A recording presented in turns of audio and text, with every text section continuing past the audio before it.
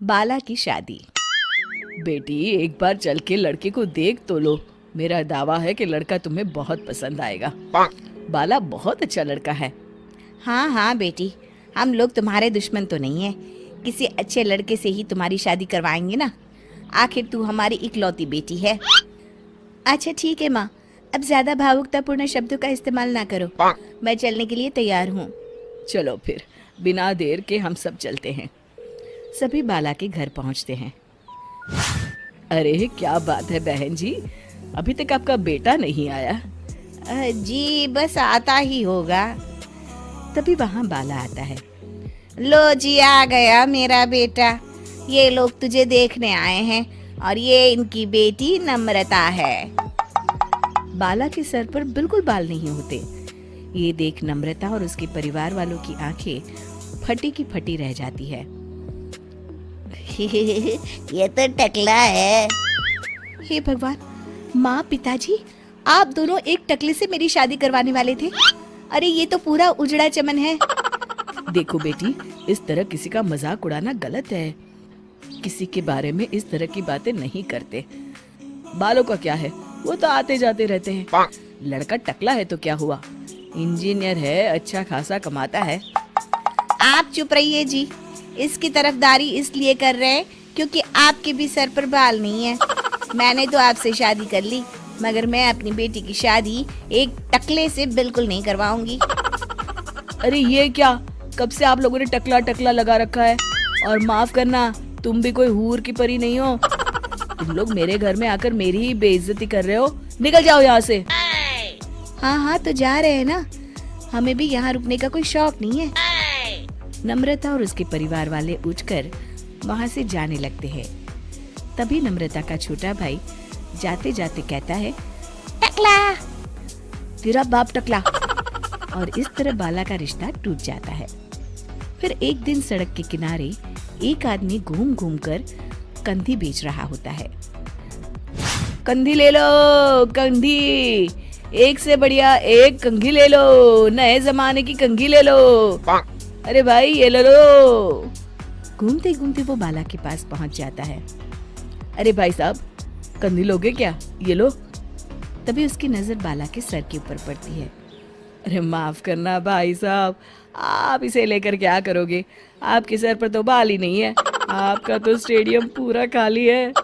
चलता हूँ, कंधी ले लो, कंधी ले लो। कंधी वाले की बातें सुनकर बाला को बुरा लगता है। उस समय बाला को ऐसा महसूस होता है कि उसके लिए दुनिया में सबसे कीमती कोई चीज अगर है तो वो सिर्फ बाल है। बाला सड़क पर चलते हुए लोगों के बाल बड़े गौर से देखता है। चलते चलते बाला एक मंदिर के पास पहुंच जाता है। हे भगवान, तुमने ये मेरे साथ क्या किया? थोड़े से बाल अगर मुझे दे देते तो तुम्हारा क्या चला जाता? सारी दुनिया मेरा मजाक उड़ाती है। अरे भाई, आज पहला इंसान देख रहा हूँ जो मंदिर आकर भगवान से अपने लिए बाल मांग रहा है। बेटा, भगवान ने तुम्हें सब कुछ तो दिया है, अच्छी सेहत है, अच्छी नौकरी है। लगता है तुम्हारी तबीयत ठीक नहीं है। घर जाओ, सब ठीक हो जाएगा। बाला वहां से चला जाता है। घर पहुंचकर बाला खाना खाता है और अपने कमरे में सोने के लिए चला जाता है। फिर सुबह जब बाला सोकर उठता है तो आईने के सामने अपने आप को देखकर हैरान हो जाता है। बाला के सर पर एकदम घने बाल आ जाते हैं। बाला खुशी से झूम उठता है। अरे ये तो चमत्कार हो गया, मेरे सर पर बाल आ गए। लेकिन ये हुआ कैसे?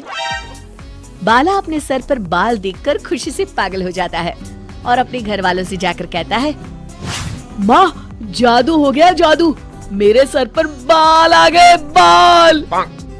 अरे क्या हो गया, सुबह सुबह चिल्ला क्यों रहा है? पिताजी ये देखिए, एक ही रात में अचानक मेरे सर पर बाल आ गए, चमत्कार हो गया।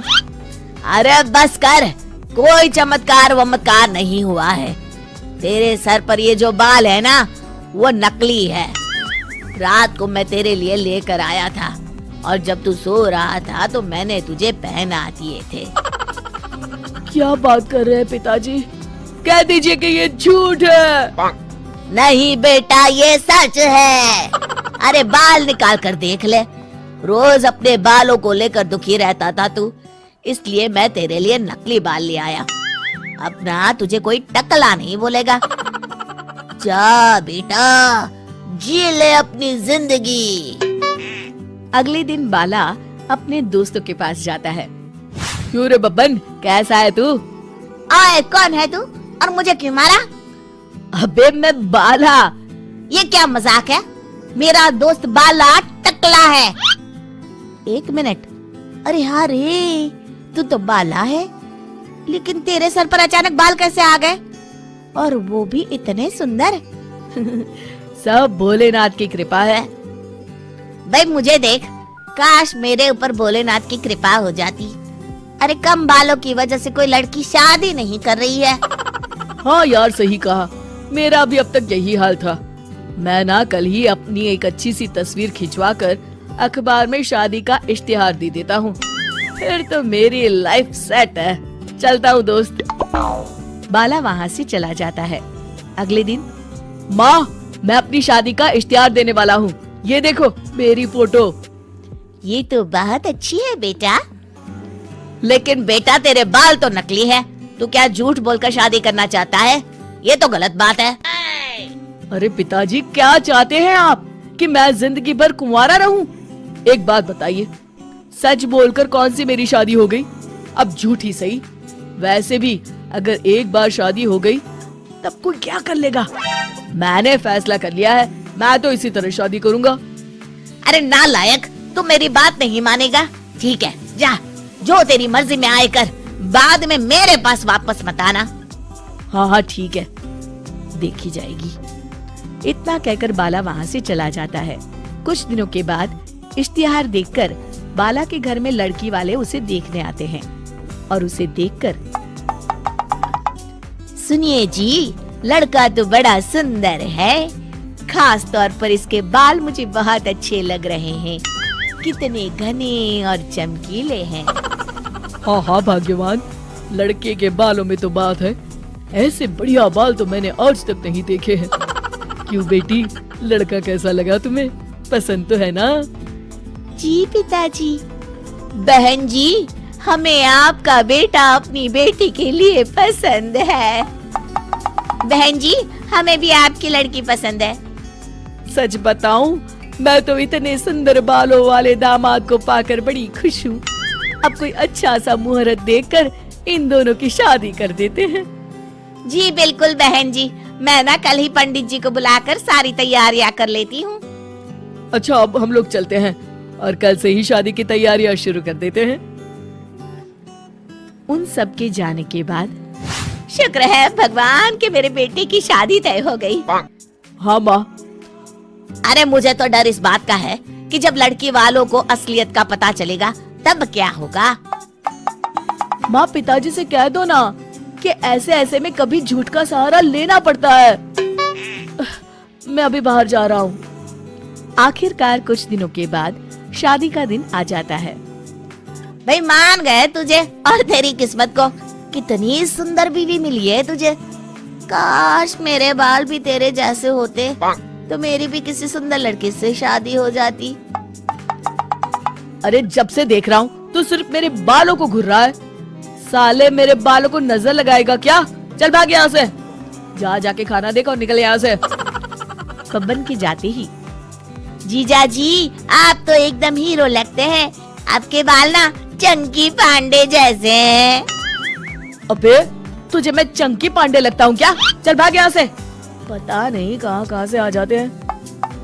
वही लड़का तो बड़ा स्मार्ट है, हमारे कोमल के साथ इसकी जोड़ी तो जच रही है। क्या दामाद ढूंढा है। जी जीजा जी। विवाह संपन्न हुआ, आज से आप दोनों पति पत्नी हैं। इस तरह बाला और कोमल की शादी हो जाती है। ये देखो भाग्यवान, हमारी शिमला की टिकट और वहाँ के होटल में हमारी बुकिंग हो गई है। अब बस तुम तैयारी कर लो, अगले हफ्ते हमारी फ्लाइट है। आप कितने अच्छे हैं जी, लेकिन एक बात बताइए, इन सब में तो बहुत खर्चा हुआ होगा ना? अरे तुम खर्चे की चिंता क्यों करती हो? आखिर मैं तुम्हारे लिए ही तो कमा रहा हूँ। चलो जल्दी से मुझे नाश्ता दे दो, मुझे ऑफिस जाना है। आप बैठिए, मैं अभी लेकर आती हूँ। तभी बब्बन दरवाजे पर आकर बाला को आवाज देता है। अरे ओ बाला भाई, अरे ओ बाला, कहाँ है भाई, जरा बाहर तो आना। अरे बब्बर तू, बाला अपने कमरे में है, तू बैठ, बाला अभी आता होगा। बैठने का टाइम नहीं है आंटी, अब बाला को बुलाइए ना, जरूरी काम है। तभी बाला वहां आ जाता है। अरे बब्बन तू इतने सवेरे सवेरे, बोल क्या काम है? और ये आदमी कौन है तेरे साथ? अभी बताता हूँ। देखिए डॉक्टर साहब, ये मेरा दोस्त है। मुझे ना मेरे सर पर इसकी तरह ही घने और सुंदर बाल चाहिए। मुझे इनके बालों को चेक करना पड़ेगा। हे भगवान, मर गया रे, अब क्या करूं? ये डॉक्टर का बच्चा मेरे बाल चेक करेगा तो सबको पता चल जाएगा कि मेरे बाल नकली है। अरे कमीने बब्बन, तेरा सत्यानाश हो।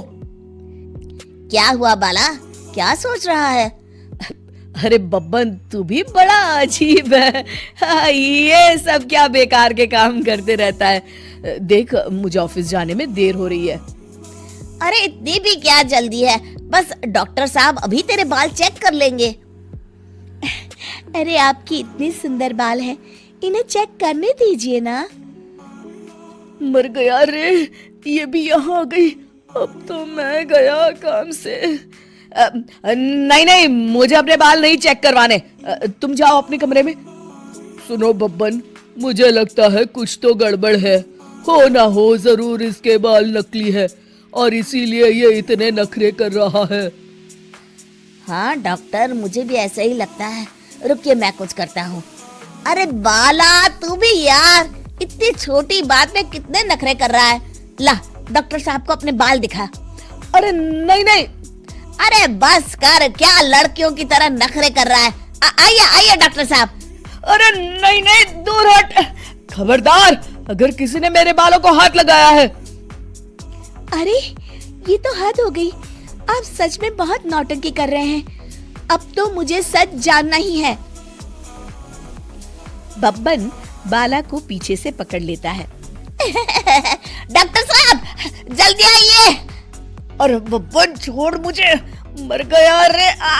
नहीं, अरे कोई बचाओ मुझे। डॉक्टर बाला के बाल पकड़कर खींच लेता है और बाला के नकली बाल डॉक्टर के हाथों में आ जाते हैं। हे भगवान, ये क्या, मेरा पति तो टकला है।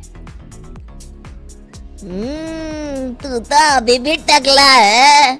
अच्छा, तो तू नकली बाल लगाकर सबको उल्लू बना रहा था।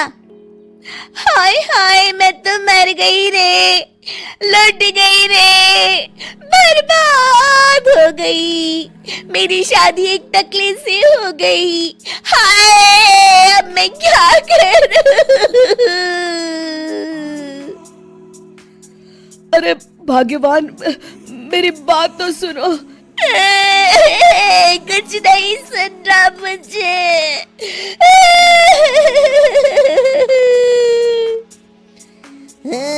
चलिए डॉक्टर साहब, अब हमारा यहाँ कोई काम नहीं। बब्बन वहां से चला जाता है। कोमल अपने मायके वालों को फोन करके उसे ले जाने के लिए कह देती है।